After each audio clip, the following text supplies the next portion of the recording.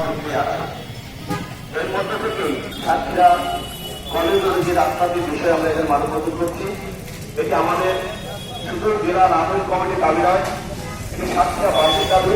তার কারণ একটু আগে আমাদের পুরো সুরক্ষা অনেক গুরুত্বপূর্ণ কথা বলে গেছে।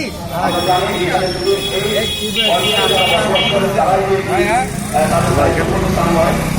আমাদের ছাত্রছাত্রী সকলেই আমরা কখনো না কখনো কোনো না প্রয়োজনে আমাদেরকে নিরাপত্তা ব্যবহার করতে পারি।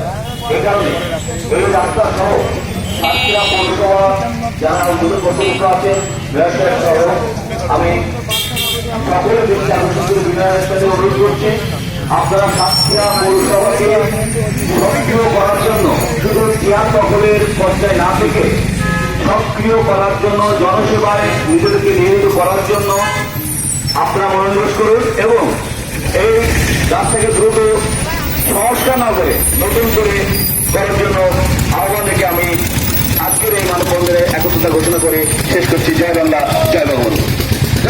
বক্তব্য রাখছেন সাতক্ষীরা জেলা বাসদের সমন্বয়ক সাতক্ষীরা জেলা নাগরিক কমিটির সদস্য নিত্যানন্দ সরকার।